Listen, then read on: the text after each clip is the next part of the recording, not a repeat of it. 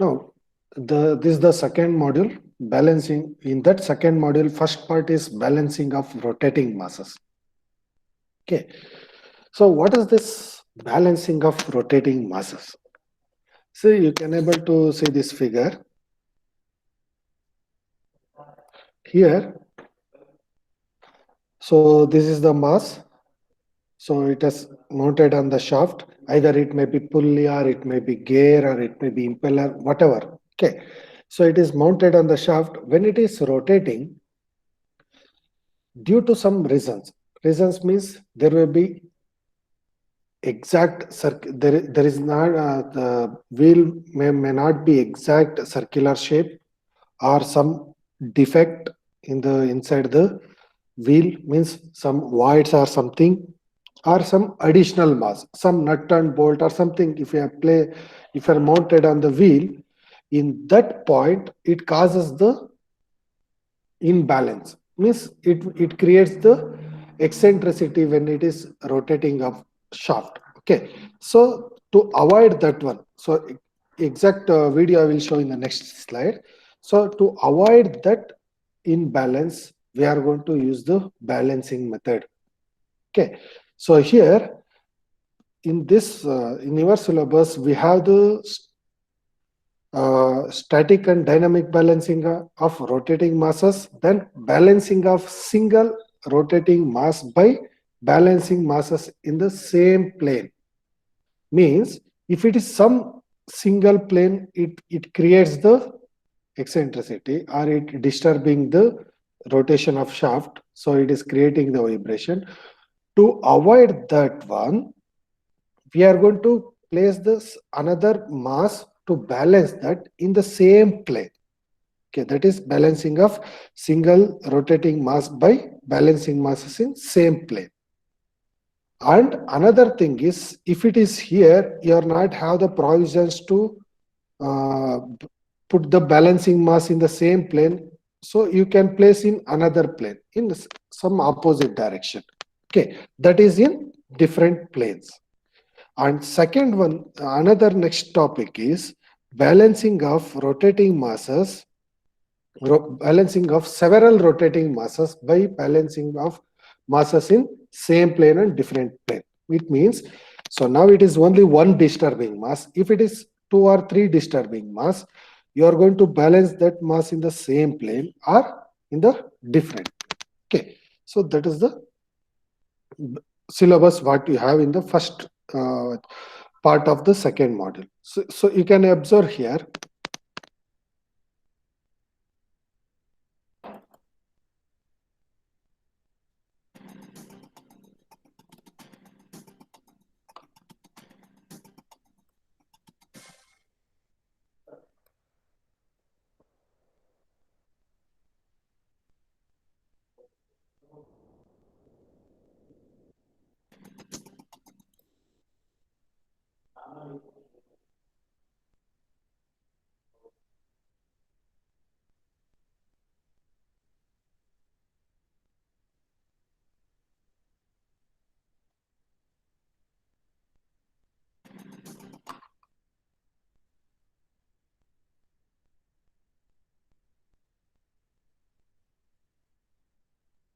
So you can observe here. So this is the impeller. Are you able to see the video?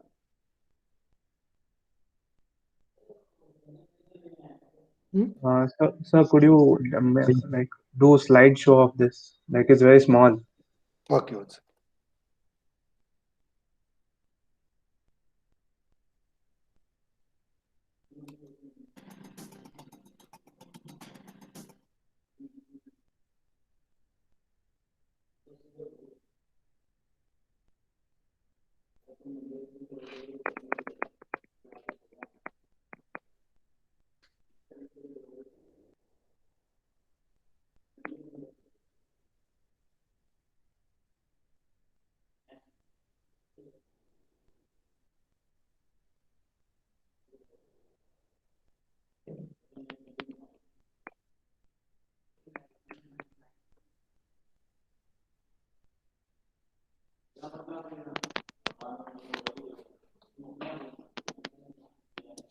See, this is the impeller.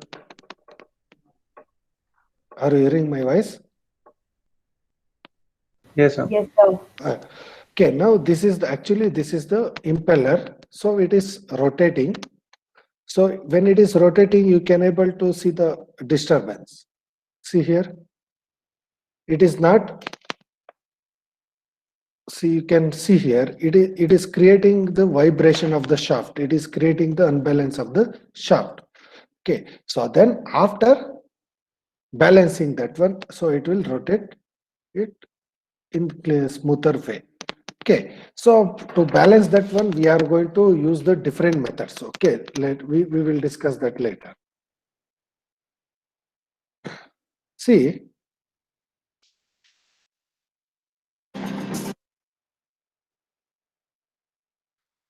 when the man invented a wheel, he very quickly learned that if it is not completely round, if it is did not rotates evenly about central axis, then he had the problem. So means, so when we have invented the wheel, so we know that if it is not exact circular, there will be some imbalance. Okay, the wheel would vibrate, causing the damage to its itself and its support mechanism. Okay, if it is wheel is not circular, if it is causing the unbalance, so definitely it will create the damage to its own wheel and other also some supporting device. For example, the shaft is mounted on the bearing and sorry, wheel is mounted on bearing and shaft. So definitely when if it is have the imbalance, so it This is causes. breaking, sir. Sorry, are you hearing?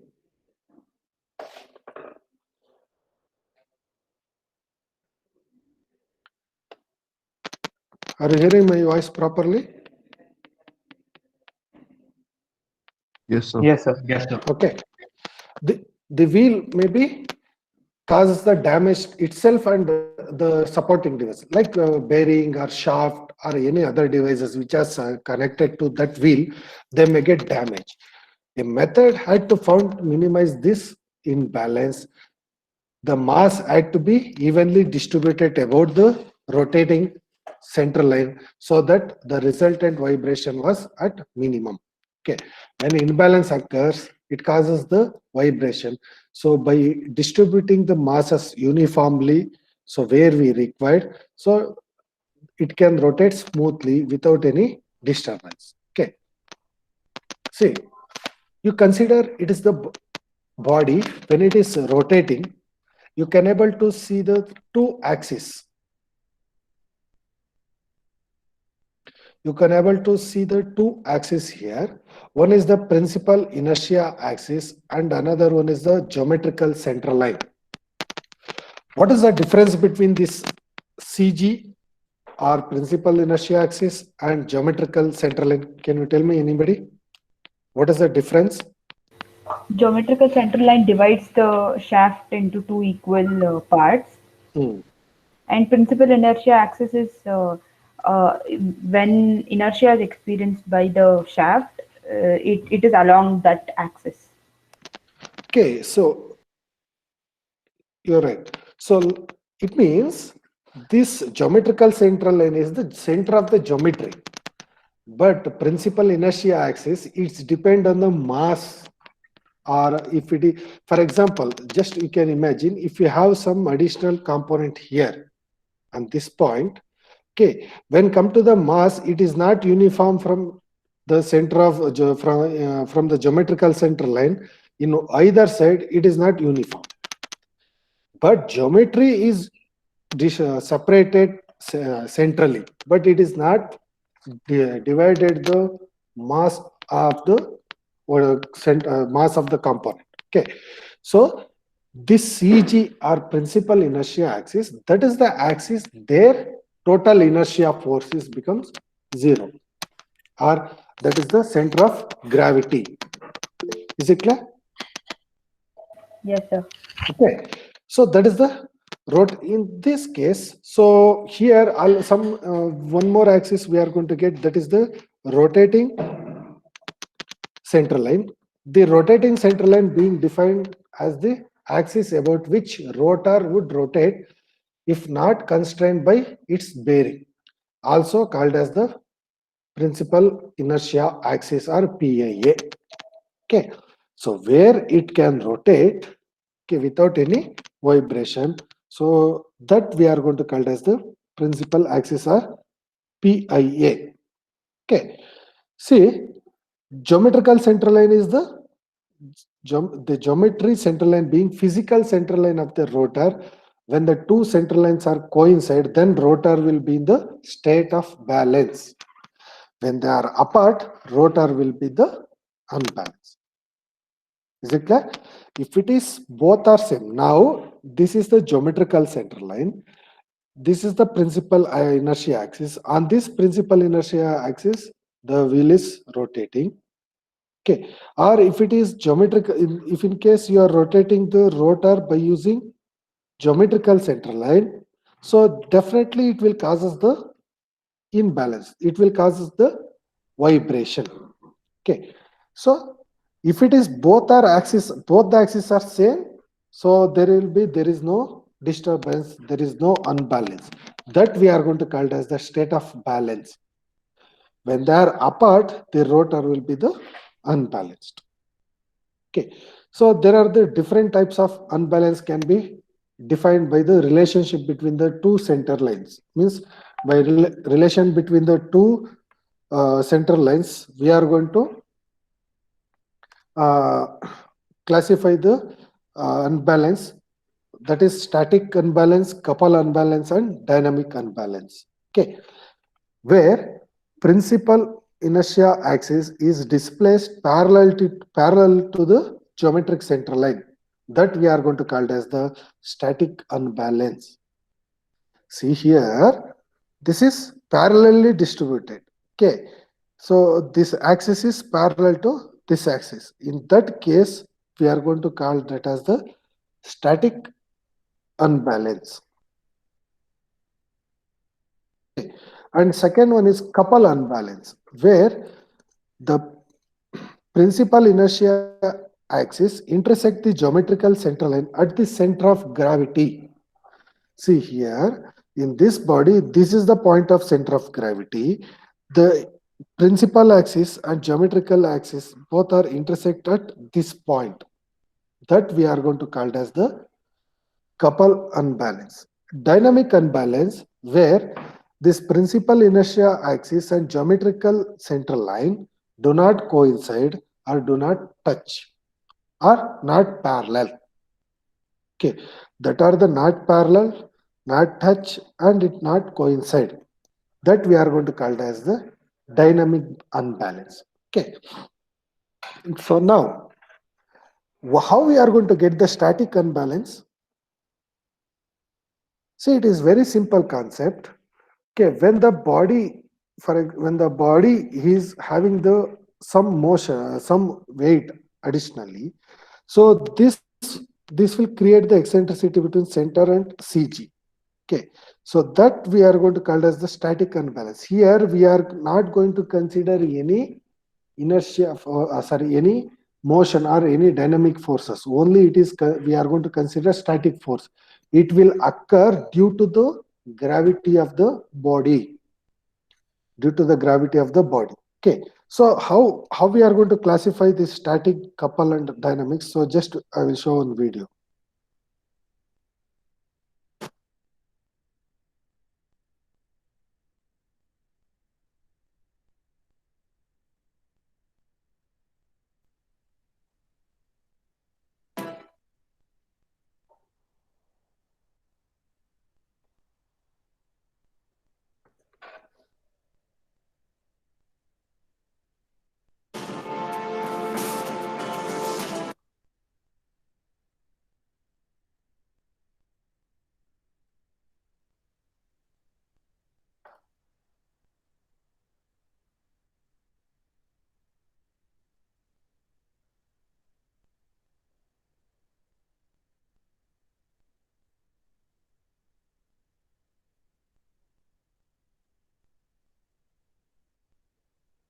See, are you going to see the video? Yes, sir. sir. Okay, now this is the shaft. So now it is rotating at this particular point. Okay, so now it causing the unbalance.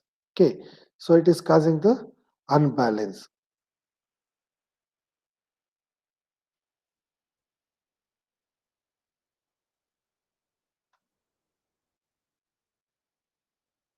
See, if it is static balance, we see here it is geometrical center line. This is the principal axis of rotation. So now it is axis of rotation.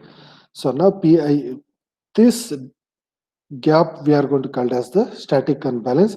In couple unbalance, see this axis and this axis are coincide at the CG. So it will create like this. And third one is dynamic unbalance. See, it is not coincide or it is not parallel.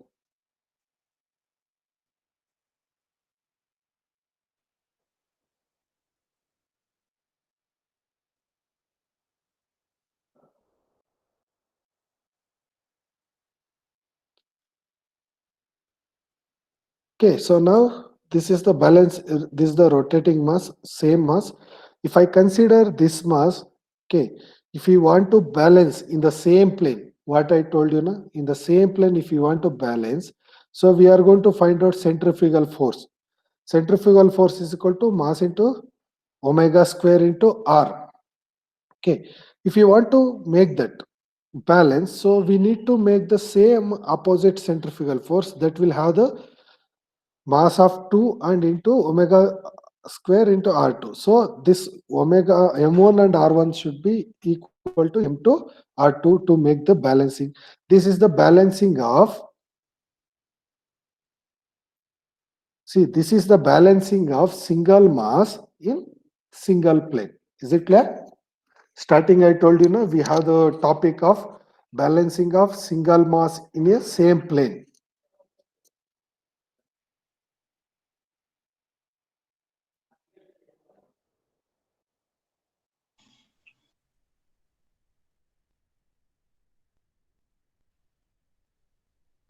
So now it is in the different plane. See, okay, just listen. This black color, it indicates the disturbing mass, and these two are the red and green color are the balancing masses. Okay, if we are going to balance like this, so we are going to call it as the balancing of single mass by two masses in different plane.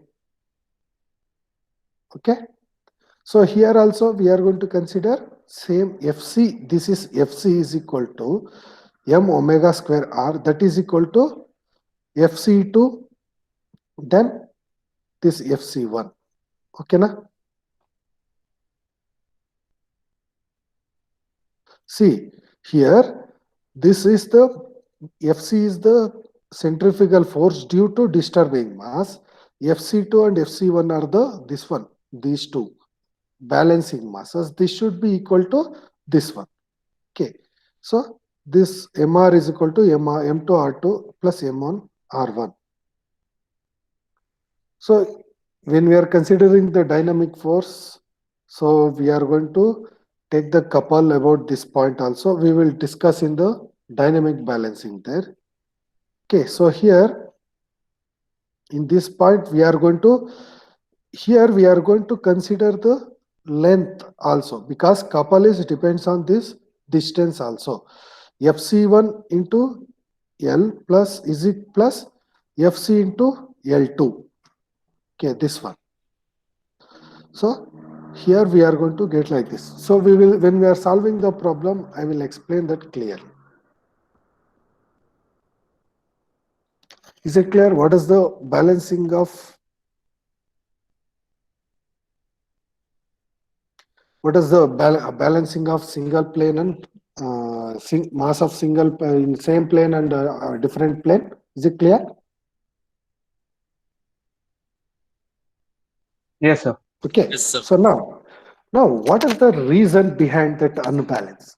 Okay. So in first video we saw that the impeller is creating the oscillating of shaft. It is creating the vibration. Okay. Why it will happen? What is the reason? So this is in the design, rotating parts of machine, every machinery we should take care, okay, to eliminate out of balance or couple, but there will be always some residual unbalance left in the finished part because slight variation in the density of the material, inaccuracy of casting, inaccuracy of machining of the parts. Okay, so here these three reasons, you are designed exactly the circular, for example, you are designing the circular disc. Okay, so if you are designed exactly also, due to the slight variation of density of the material, it means if the material density is not uniform, okay, not uniform, so what will happen?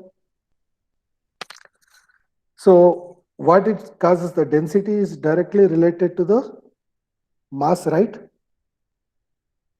Correct? So that is directly related to the mass. If density variation is there, small variation also causes the variation of mass. So that variation of mass causes the variation of centrifugal force, right? The centrifugal force is that mass into radius and velocity, right?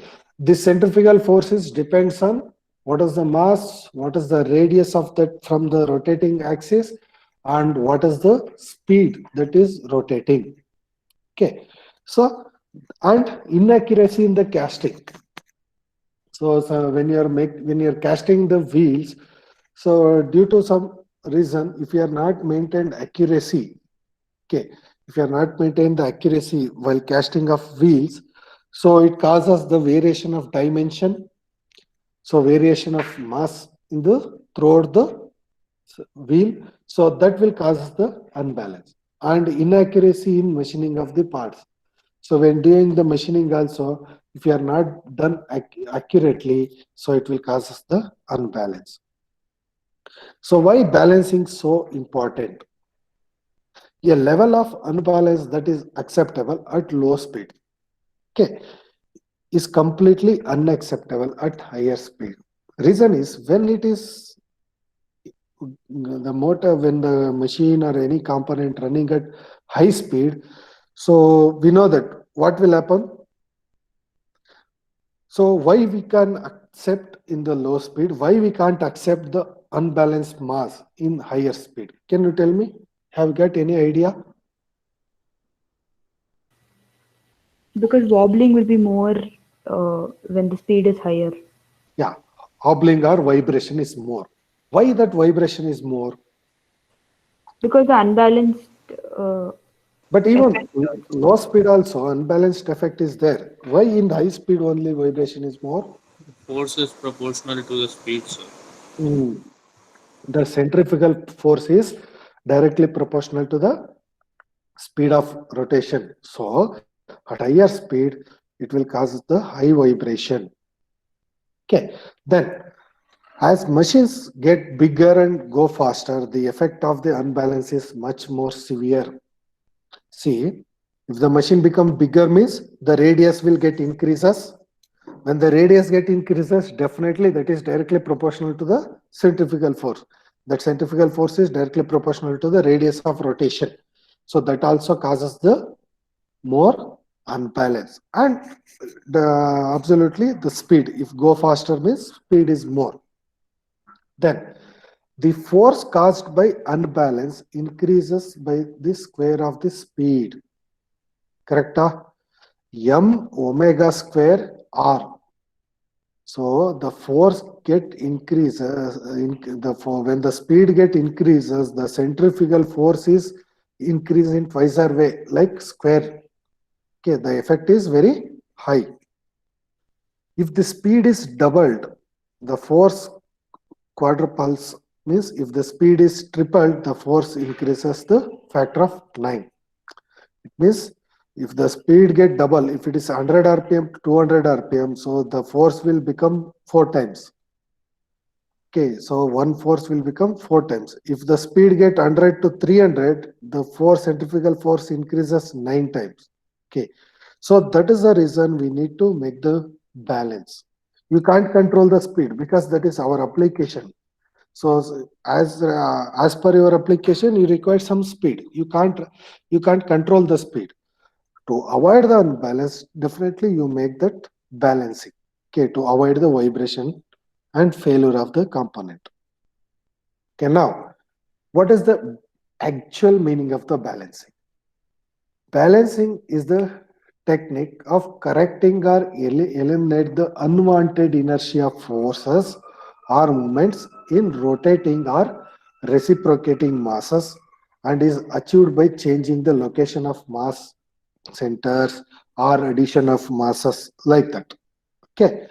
So here you can observe here till these slides I told it only rotating. But in your syllabus in second module, we have one part is balancing of rotating mass and another part is balancing of reciprocating masses. Okay. So here we can balance both the type. Okay. How we can balance?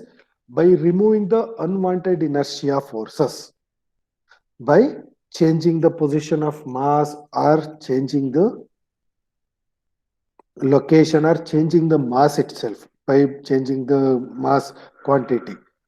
The objective of balancing an engine are to ensure that the center of gravity of system remains stationary during complete revolution of the crank shaft and that couple involved in the acceleration of the different moving parts balance each other. This is very important point. Okay, so you are all aware about that. What is the shape of crankshaft, right?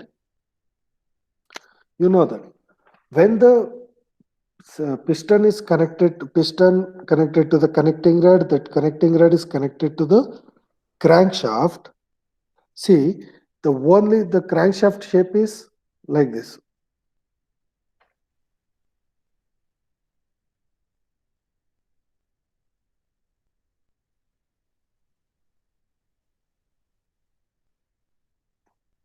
The crankshaft shape is like this, right? If multi-cylinder engine, you are going to get the crankshaft like this. This is the shaft. It is connected to the bearing. So here also we have the bearing. Okay. This is connected to the piston. Okay. So here also it is connected to the piston.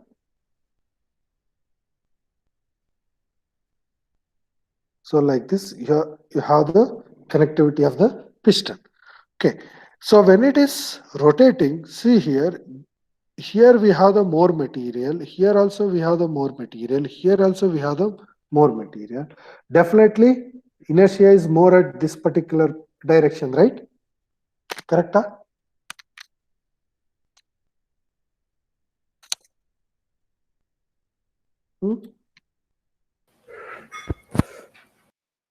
Okay, so definitely the inertia is high at this particular direction. We need to make the balance.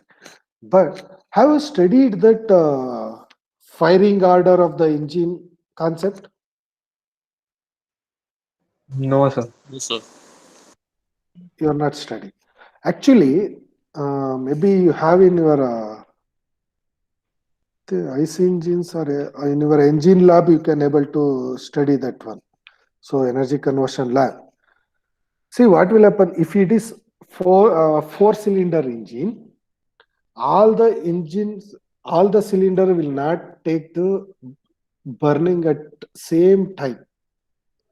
All the four cylinder will not take the firing at in same time. There will be the first cylinder may take the first and again third or fourth cylinder, then second or third, like that. There will be the firing order 1 4 3 or 2 1 6, 4 3, like that. Some order will be there. Okay, what that indicates, if it is whatever drawn the line, if it is like this, okay, all the cylinder takes burn at a time. All the cylinder takes the fire at a time. But whatever we are using the engine, there we have the different firing order. What is the reason behind that? Okay, there will be the two reason. One is based on this balancing, another one is the performance of the engine. Okay, I will talk about the balancing of this shaft. See, if I used all the cylinders should burn at fire takes place at the same time, so I need to make the crankshaft in this shape. Okay, na? All the masses will come in the same line, same angle, right? Are you following? Yes, sir. Okay, if it is, if I don't want to fire all the cylinder at a time, I can change the angle, right? So this mass is here. This mass maybe if I write the inside view, the first crankshaft mass may be like this, second crankshaft may be like this, third may be like this, like this. I can make right? Correct? Huh? So now first cylinder is connected here, second cylinder means this one is here and this one is here. Okay, na? Correct? Huh?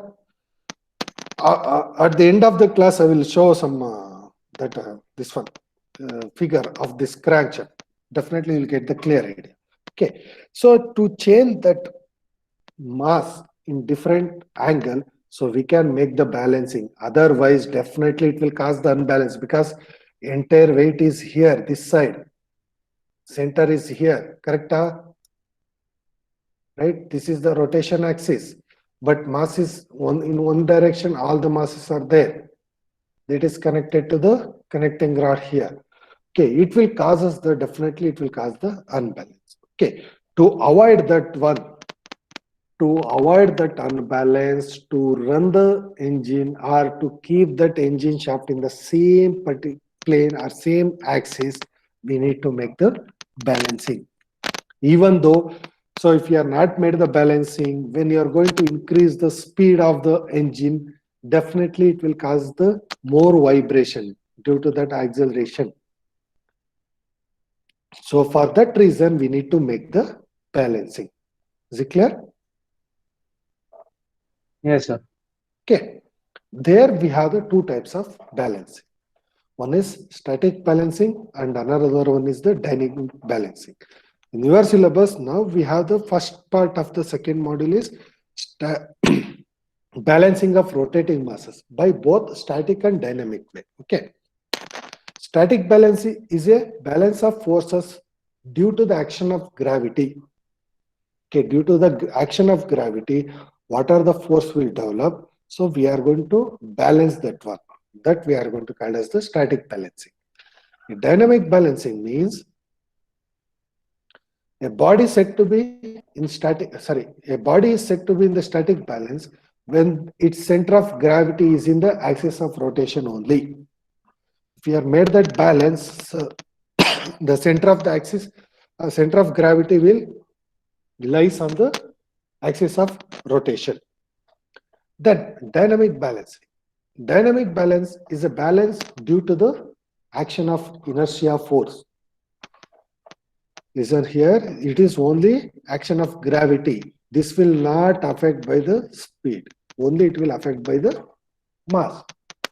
Correct? But here we are going to consider the inertia force at which point that the distance of mass where you are going to place, that also comes into the picture. Okay, so you will get clear idea when we are solving the problem. A body is said to be dynamic balance when the resultant moments or couples which involve the acceleration of the different moving parts is equal to 0. So we know that last class we have discussed that what is the D'Alembert's principle, inertia force. Okay, so we know that summation of that forces will become 0 to make that equilibrium. So that will occur when you are done the static balancing. Okay, resultant moments or couples which involve the acceleration of different moving parts becomes 0. the condition of dynamic balance are met, the condition of static balancing is also met. Okay. Once you meet the dynamic balancing, definitely automatically it will meet the static balancing. Okay. In rotor or reciprocating machines, many a time unbalance of forces is produced due to inertia forces associated with the moving masses. I told you when the moving masses are there, it will causes the inertia force. If these parts are not properly balanced, the dynamic forces are set up and force not only increase the loads on bearing, also it increases the stress, various stress on the components, and it causes the vibration. See, when the masses are not balanced properly, when it is rotating, so it will create the vibration and also it will create the load on the bearings also. And different types of stress will develop on the component. Okay, so and also unpleasant and dangerous vibration. Balancing is a process of designing or modifying machinery so that unbalance is reduced to an acceptable level and if possible eliminate entirely. Okay, this is the process of balancing. Okay, so up to this is the balance about the balancing of rotating masses. I just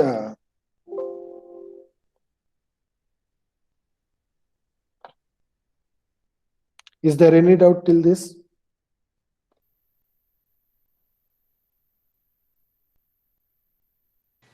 No, sir. No, sir.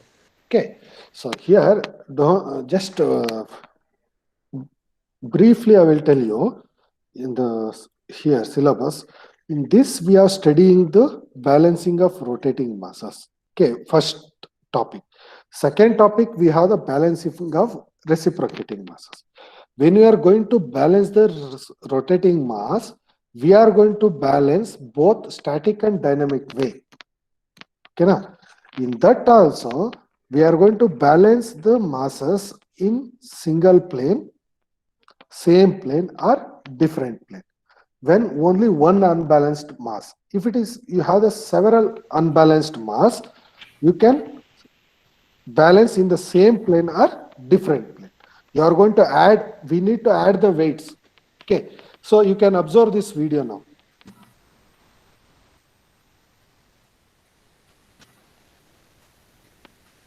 How they are going to make the balancing. Okay, this is the unbalanced.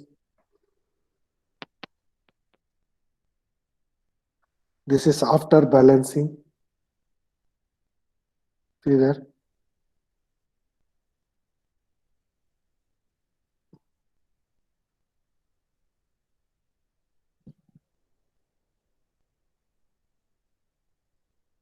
They recorded the on which speed it is rotating. That is rotating under 217 RPM. Then now they are going to add the temporary weight where required to make the balancing.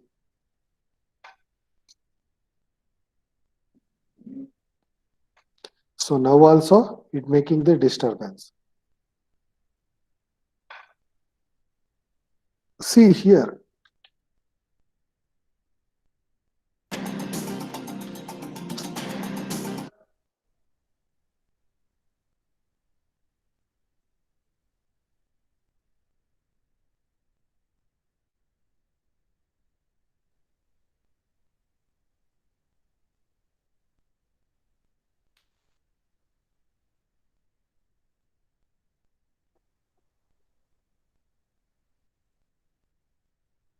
See this.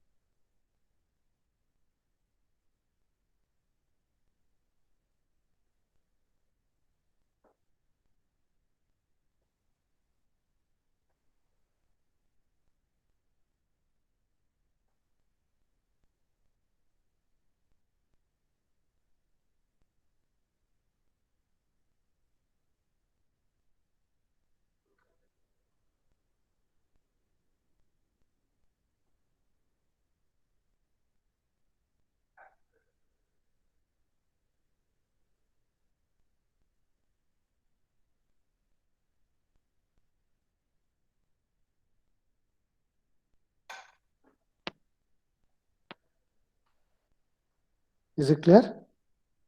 Have got the idea? Yes, sure. Okay, that here what we will do, what they are going to place that weight na. So we need to find out what is the angle and what is the mass we need to place. That we are going to calculate here. Okay, na? So they are going to find out what is the angle. So and what is the mass we need to place that we are going to calculate in the balancing of rotating masses in your syllabus. Okay. Yes, sir. Okay. So I hope you got the idea. So what is the necessary of balancing and all the things. Okay. So next class we will move to the static balancing of rotating masses. Okay. Yes, sir.